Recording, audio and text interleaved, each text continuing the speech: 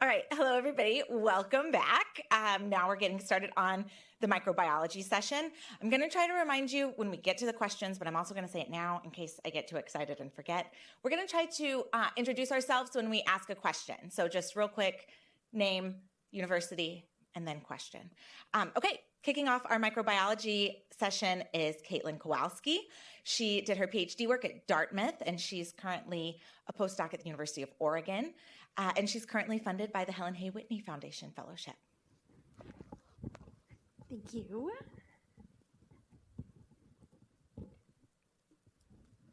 Great. And so it's so wonderful to be here and to start the microbiology talks today. And I hope by the end of my talk, everyone in this room will care a little bit more about fungi, specifically the fungi that are living within and within our bodies. And so in the broadest sense, I am interested at where fungal biology intersects with human health. And for my graduate work, I studied a fungal pathogen. And this is an environmental microbe that only by accident is able to get into the host and cause disease. But it was during this work that I became interested in those microbes that actually are always part of our environment and live on and within our bodies. And so those are the host-associated fungi. And compared to host-associated bacteria, we really still know very little about how host-associated fungi contribute to human health. And so this was kind of the broad question guiding me in my search for a postdoc. And so one of the main ways that microbes can contribute to host health is through their inhibition of invading pathogens. And this has been characterized for a number of host-resident bacteria that are able to inhibit the invasion by other bacterial pathogens. And it's been really well characterized at multiple body sites, but of course with a focus on the gut microbiome. And this process is referred to as colonization resistance. And so I narrowed my focus a little bit by asking how host-resident fungi might contribute to host health by partaking in this process of colonization resistance against pathogens. And so the pathogen I'm going to focus on today is Staphylococcus aureus as the bacterial pathogen, also called Staph aureus. And I'm sure many of us have heard of these infections. They can be both hospital and community acquired. We know to clean up after ourselves at the gym so we don't share this with our neighbors. And the fact is that while this is the primary cause of skin and soft tissue infections in humans, about a third of us in this room are colonized with staph in our noses, and that colonization is asymptomatic and is an excellent colonizer in this specific niche. But its colonization of healthy, intact skin is actually very rare and only occurs transiently. And there's a lot of interest in what factors that take place on human skin actually inhibit this colonization. And so, of course, this includes host factors like the chemical environment of the skin, but there's been a number of nice studies illustrating that skin-resident bacteria deploy diverse strategies that target Staph aureus. And these can be mechanisms that inhibit Staph aureus colonization, production of antimicrobial compounds that kill Staph aureus on contact, as well as mechanisms that inhibit certain virulence factors. And so the lab that I joined at the University of Oregon is the Barber Lab, and they like to look at things through an evolutionary lens. And so my advisor and the lab mates are interested in how interactions between the pathogen and these commensal bacteria can actually drive pathogen adaptation and have consequences for pathogen evolution and host colonization. And so I showed up, not wearing the shirt, but I do own it, asking what about fungi, which is the one question I ask at almost every seminar. And so I wanted to know how host-resident fungi could be involved in this mechanism. Can it inhibit this pathogen Staph aureus? And do we see evidence that the resident fungi can drive pathogen evolution? And so now I'm going to convince you why the skin is the best place to ask this question. And so as I mentioned, it hosts a diverse bacterial microbiota. And a lot of these bacteria have mechanisms to inhibit pathogens like Staph aureus. But what is very cool about the skin is its fungal microbiome, or the mycobiome, which is pretty much completely dominated by a single genus of yeasts, and those are called Malassezia. And so that's this huge purple piece of this pie. And I'm just showing the inside of the elbow here, but this is true across most of our dermal sites, and also true for most adults. And so this pretty much ubiquitous colonizer of human skin, and we know very little about it. And this is very unique compared to other body sites like the mouth or the gut, where the fungal microbiome is much more variable and much more diverse. And so I became really fascinated with these yeasts and their potential to contribute to host health. And there are several pieces of data that suggest that these yeasts have actually uniquely adapted to grow on mammalian skin. So in addition to colonizing essentially all of us in this room, Malassezia yeasts are also ubiquitous colonizers of mammalian skin as well as birds.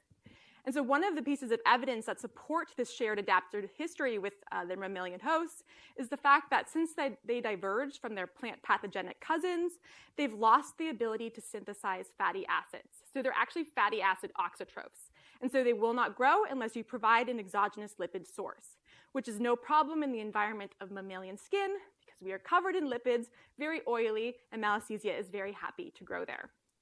But the shared adaptive history did not happen in isolation between the yeasts and their hosts. It happened in the context of a larger microbial community. And so it seems only reasonable that the yeast would also have evolved mechanisms to deal with the other microbes present in this environment, including the ability to inhibit the growth of some while cooperating with the growth of others.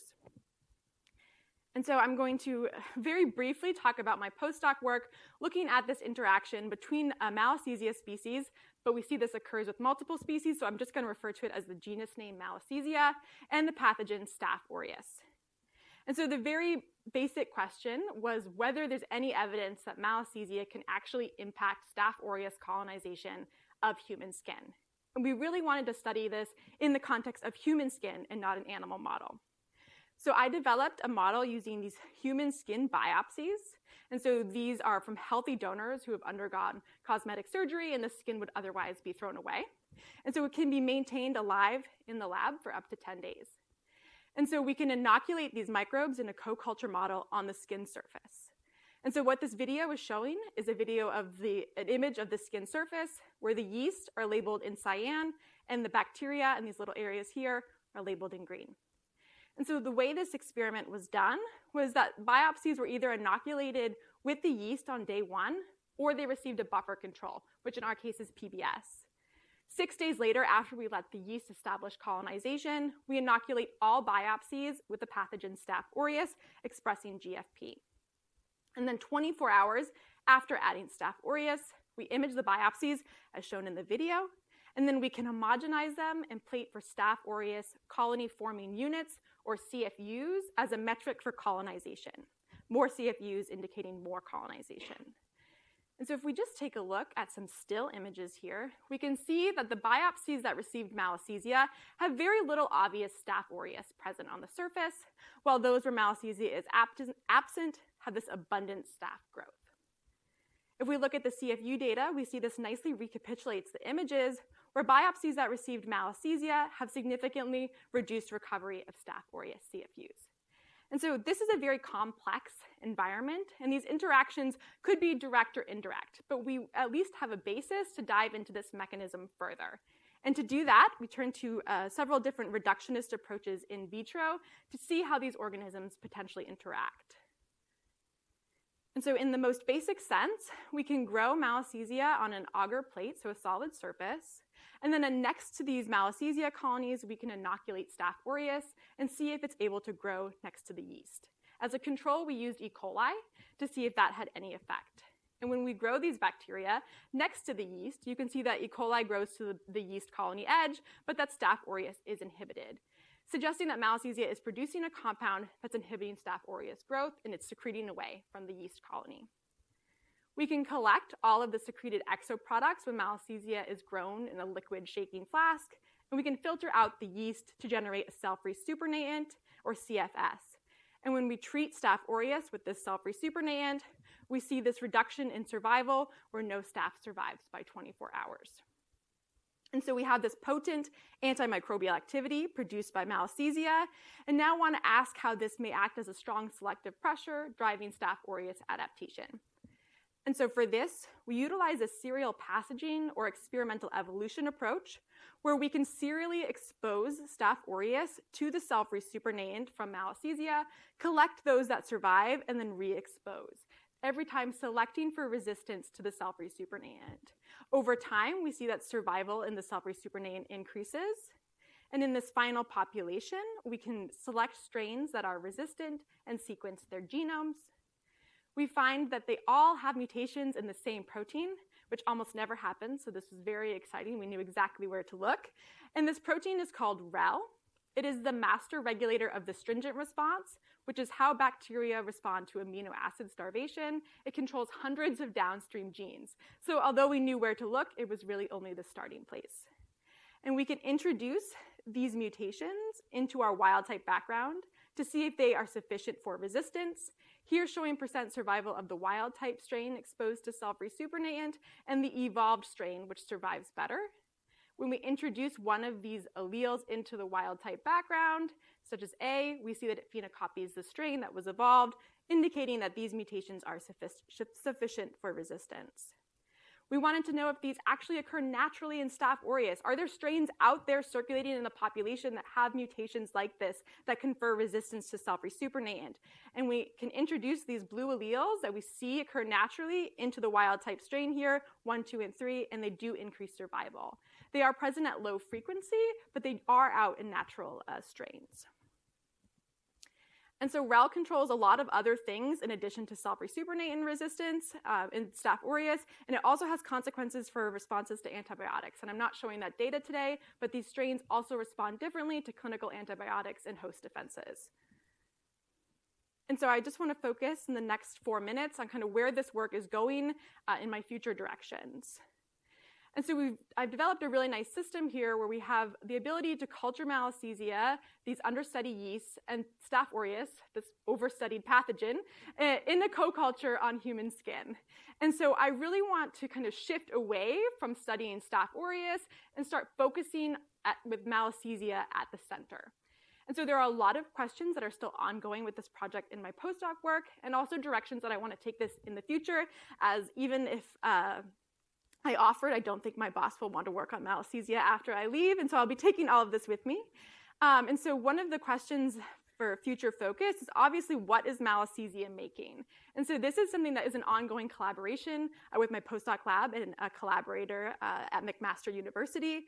And so other than finding what the identity of this molecule is, my future focus will be looking at how it's produced by Malassezia, what genes control its production, as well as is the production of this molecule actually important for Malassezia's colonization of the skin and interactions with the host outside of an interaction with this pathogen. And so this is one example of a yeast-bacterial interaction, but as I mentioned, Malassezia would have evolved in the context of a larger microbial community. And so we've actually seen evidence in the lab that Malassezia species differentially interact with a number of commensal microbes. And we see evidence where some commensal bacteria actually produce antifungal compounds that inhibit Malassezia growth. And so there's a lot of space within this interaction network that can piece apart how Malassezia overall impacts the skin microbiome.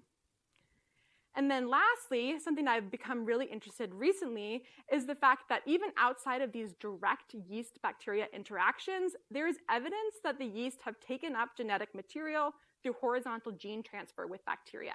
So we see bacterial genes maintained in the yeast genomes, and we see different species of Malassezia have different genes present. And so I'm interested in looking at the functionality of these bacterial genes in the yeast genome, their consequences for yeast interaction with the host, as well as their consequences for the yeast interaction with other bacteria.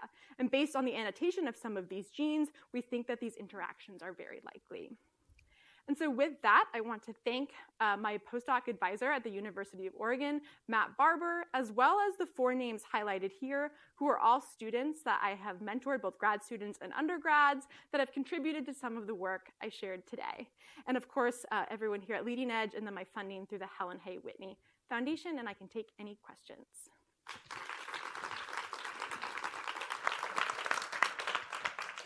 All right, that was really cool. Okay, I see a lot of hands in the back. Rebecca's going to help me. She used to shot put, so she's going to be really good at this. We're really throwing it. We did some practice. It doesn't hurt. It's kind of fun. Okay, put those hands back up. And please introduce yourself. Hi, I'm Monique Smith from UCSD, 2020 fellow. Okay, so this is a little out there, but like selfishly with my own interests. Yeah, go for it. What layers of the skin do the fungi live in? Is it just the outermost layers? And is there any interaction with sensation, like touch and pain, and in different levels of the skin? Yeah, that's a great question. And unfortunately, because we know so little about these yeasts, the answer is going to be very broad. And so I spoke to a dermatologist about this recently, trying to understand where on the skin the yeast are actually living. And we think that they do live kind of around the follicular space, probably not deep into the follicles, but kind of especially around sebaceous sites. However, they're still seeing colonization in the interfollicular region. And so on the epidermis, but also possibly kind of into these structures like pores and follicles. I think there's just more research needs to be done in this space. Often people aren't looking for the presence of the fungi. Thank you. Yeah. Right behind you. Okay. Hi, I'm Hello. Kristen, 2023. Great job. I'm actually also a skin scientist, so this is really lovely. I do wound healing. So I'm really curious about your living skin model. You said it lives for about 10 days. Is that because of the size of the biopsy you take? Or how do you know that it lives for 10 days? Yeah, so it's commercially purchased through a company called Skin, and so it's embedded in this nutrient matrix, and it supports growth for up to 10 days. For what I'm doing, it's not necessarily important that all those cells embedded in the dermis are actually alive, but I limit to the 10-day window, just so that I know that everything is still intact. Awesome, thank you. Yeah. We should also collaborate at some point. Yes, definitely. Awesome talk, Caitlin. I was wondering if you know whether this mystery compound can affect any other bacteria, and if it's like bactericidal or more bacteriostatic, kind of. Yeah, so the mysterious compound, I will say we don't think it's a protein. My guess is it's actually a modified lipid compound of some source. We've looked at a number of commensal bacteria and their interactions with the compound. And what's interesting is, so Staph aureus is a pathogen of the skin, but we have a lot of commensal staphylococci that are closely related to aureus that colonize our skin benignly, essentially. And a lot of those commensal staphylococci are completely resistant to whatever Malassezia is producing. And so the mechanism of that resistance is really unclear because the stringent response is highly conserved across these organisms. So there's probably something else going on there. As far as its inhibitory mechanism, it is bactericidal, and so it's causing loss of membrane integrity in as little as 2 hours of exposure. So yes, it's definitely killing the Staph aureus. Its ability to inhibit other bugs, non-suicidal mechanism, I'm not sure. Cool. Thank you. Hi, Molly O'Hanley from UC Berkeley. I'm curious about if you have more strains of Malassezia from other mammals, and you seem like you're set up pretty well to do a kind of a high throughput assay to ask if they differ in what they're secreting and whether or not they also inhibit staph. Yes, that's a great question. Yes, there are several different species of Malassezia. Some have more specific host tropisms, but some are more generalists. And I have looked at, I think, 14 different species, and I will say that some definitely have a higher potency activity than others. One caveat that I did not discuss today is that the antimicrobial activity is pH dependent. We think it's the ionization state of the molecule. And so it has to occur in acidic conditions, which our skin is acidic. So this is perfect for the dermal environment where we think this is happening. But it does mean that we have to kind of account for these changes in pH in the potential interactions. So high throughput, it looked like some did not produce the compound, but I need to go follow up on those and make sure it's not a pH dependent effect. Is there a difference in pH dependence if you have fur? Honestly, I don't know. Okay. Here. Hi. Hi, Caitlin. This is Zoe from the University of Utah. I'm curious, I guess sort of related, but not on a species level. If you look across humans, is there a lot of strain diversity in Malassezia? And can you learn something from people who get recurrent staph infections? That's a great question, and that's something we've really tried to follow up on. It's why I was speaking to a dermatologist. So the species that I'm working with is the third most commonly isolated from healthy human skin. The two that are most commonly isolated are extremely difficult to culture in vitro due to their more fastidious lipid oxytrophy than the strain or the species that I'm using. And so there is some species diversity. There's one species called fur that is really common on people who live in more cold climates. And so, but we don't understand any of this yet. And especially the question about strain level diversity, I don't think anyone has looked. And so that's definitely something I'm interested in. But as far as having that data available, we don't have it. We know so little just about fungal abundance in general. Okay, I have about 30 seconds. Katie, also from the University of Utah, 2023 fellow. This is very cool. I think it's really interesting you just mentioned at the end that you don't really see this bactericidal activity with naturally colonizing staph species. Do you think that's just because of those have been like co-evolving on the skin, or do you think there's something from the pathogenic Staph aureus that's actually inhibiting like fungal growth or something? Yeah, so I don't see anything, no data so far to suggest that Staph aureus has any sort of antifungal activity currently against Malassezia. My guess is that, hand-wavy speculation here, is that I think the yeast might be modifying lipids in its environment and weaponizing them essentially against bacteria, if you let me anthropomorphize the Malassezia a little bit there. And in that sense, I think that there are probably similar obstacles native to the skin environment that maybe these commensals are exposed to that give this cross-resistant to what is being produced by Malassezia, but is not necessarily because it is co-evolved with these yeast. That'd be my best guess. But until we know what the molecule really is, which I hope someday we will, I really am not sure. Cool, thank you. Awesome, thank you so much. All right, great. Thank you, Caitlin. Thank you.